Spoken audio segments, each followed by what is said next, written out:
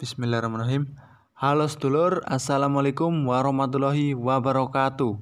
Jumpa lagi dengan saya Rizky 03 Kebumen. Salam ternak, salam mapak. Selamat sore teman-teman. Semoga teman-teman dan para sedulur selalu dalam lindungan Allah Subhanahu wa taala. Dan ini ternak-ternak saya, ini kandang entok kampak. Nah, jadi pada kesempatan kali ini atau pada video kali ini saya mau membahas tentang sistem pembesaran ataupun melanjutkan video yang kemarin tentang sistem-sistem berternak entok. Nah, kali ini yang mau saya bahas yaitu sistem pembesaran. Bagaimana cara menggunakan sistem pembesaran yang baik ataupun bagaimana cara memanfaatkan sistem pembesaran yang baik agar hasilnya lebih maksimal. Nanti akan saya jelaskan di video kali ini.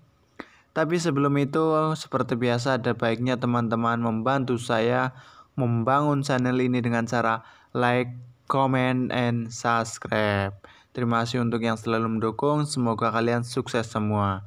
Amin ya robbal alamin. Nah, kita langsung saja menuju ke topik pembahasannya, yaitu kunci sukses sistem pembesaran dengan omset yang luar biasa. Nah, jadi seperti yang pernah saya jelaskan, sistem pembesaran dalam berternak entok itu ada dua fase, teman. Ingat, ada dua fase, yaitu fase dibagi berdasarkan umur. Fase pertama bisa kita bagi dari umur 1 minggu sampai 5 bulan. Dan fase kedua yaitu dari umur 5 bulan sampai 10 bulan. Maksudnya apa?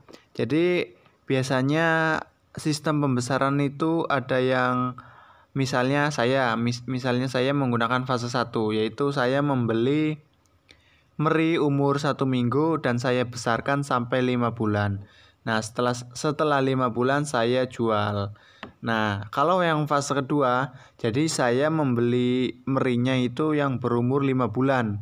Meri yang seperti ini umur 5 bulanan dan saya besarkan 5 bulan ke depan sampai umur 10 bulan atau setahun baru saya keluarkan. Nah, itu fase yang kedua. Nah, kalau dari keuntungan itu bagaimana ya? Itu tetap sama saja tergantung peternaknya. Nah, jadi kunci suksesnya yaitu ketika teman-teman memilih sistem pembesaran, teman-teman harus menentukan teman-teman mau memilih fase 1 atau fase 2. Teman-teman tidak bisa menggunakan kedua fase tersebut. Karena apa? Karena misal teman-teman menggabungkan kedua fase tersebut.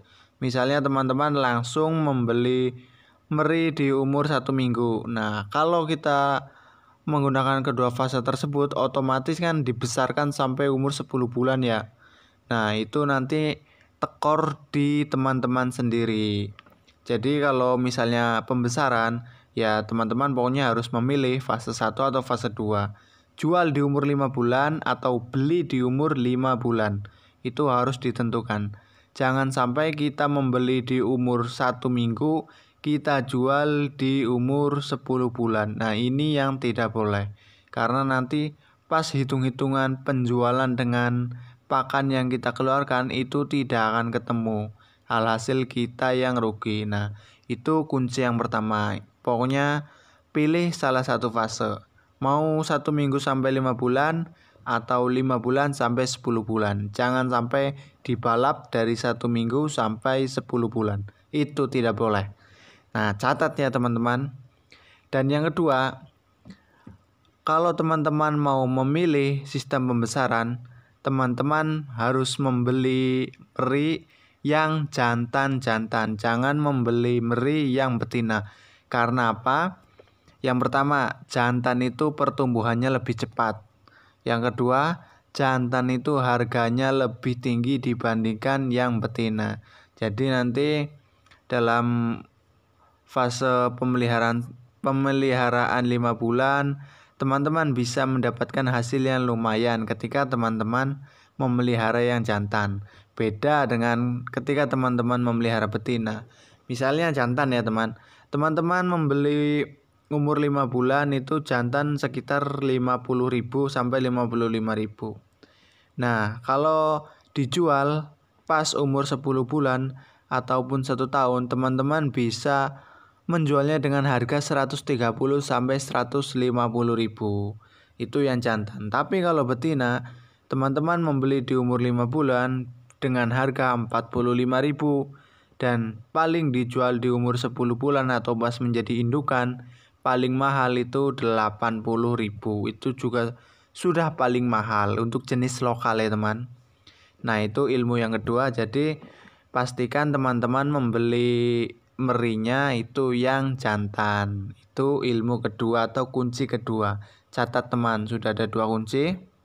Dan yang selanjutnya yaitu populasi. Nah jadi kunci yang selanjutnya yaitu tergantung populasi pada kandang teman-teman sendiri.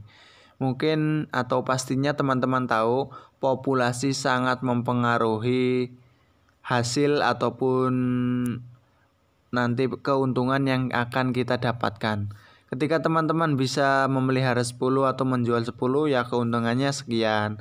Kalau teman-teman bisa menjual 100 ekor ataupun 50 ekor ya tentunya keuntungannya akan lebih dari apa yang dipelihara yang lebih sedikit tadi teman. Intinya populasi juga sangat mempengaruhi angka keberhasilan atau keuntungan dalam peternakan untuk sistem pembesaran. Nah misalnya teman-teman memelihara tidak usah banyak-banyak, sekitar 50 ekor saja. Teman-teman bisa membeli 50 ekor dengan harga per ekornya itu 50.000 yang jantan. Umur 5 bulan ya teman. Teman-teman bisa membeli 50 ekor dengan harga 50-an per ekor. Jadi 50 dikali 50 sama dengan 2.500.000. Nah modal awal itu untuk membeli jantan umur 5 bulanan 2.500.000. Kita sudah dapat sekitar 50 ekor teman. Nah nanti kita pelihara sampai umur 10 bulan ataupun 1 tahun teman. Nah anggaplah 1 tahun lah. Pokoknya sudah menjadi basur seperti yang punya saya ini. Nah kita pasarkan pas tahun baru.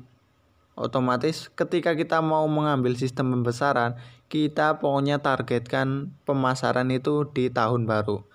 Nah dari 50 ekor tadi ya anggaplah masih hidup semua ya, ataupun ada yang mati kita tidak tahu, tapi karena hitung-hitungannya seperti ini atau hitung-hitungan di atas kertas, kita anggap masih hidup semua. Jadi 50 ekor kita jual ketika umur jadi basur seperti ini 130 saja. Kita anggap per ekor itu 130. 130 dikali 50 teman sama dengan 6.500.000 teman. Nah itu ya teman, jadi modal awalnya 2.500.000, ketika umur 5 bulan ke depan kita jual di tahun baru dengan harga 130-an, kita mendapat 6.500.000. Itu kalau hidup semua. Kalau mati nanti tinggal dikurangi angka kematian, dan itu pun masih penghasilan kotor, belum dikurangi dengan pakan. Nah, kenapa saya tidak mengurangi dengan pakan? Otomatis kalau pakan itu tergantung peternaknya.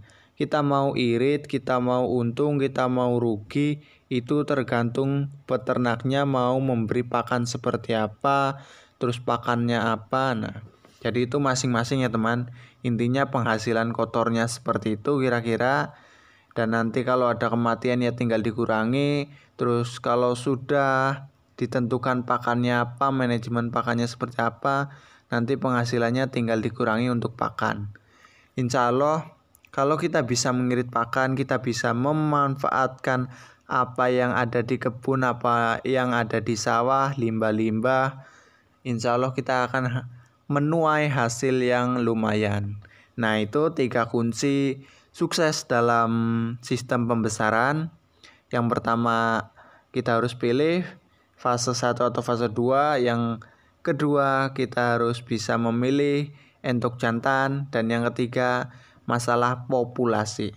Nah 3 itu kita bisa laksanakan dengan sukses ataupun kita bisa tunjang dengan pemberian pakan yang benar seperti yang tadi saya jelaskan teman. Jadi ketika tadi sudah dilaksanakan, kalau pakannya atau manajemen pakannya kurang bagus atau sistem peternaknya kurang bagus di kandang, ya sama saja bobrok teman. Intinya itu ada di peternaknya, dan yang kedua adalah di pakannya. Itu kunci dalam beternak entok. Nah, itu sistem pembesaran. Mungkin bermanfaat atau bagaimana, ataupun teman-teman mempunyai tanggapan lain, silahkan tulis di kolom komentar. Jangan lupa juga like, comment, and subscribe video saya dan channel saya. Nah, ini untuk saya. Nah, jadi seperti itu ya teman.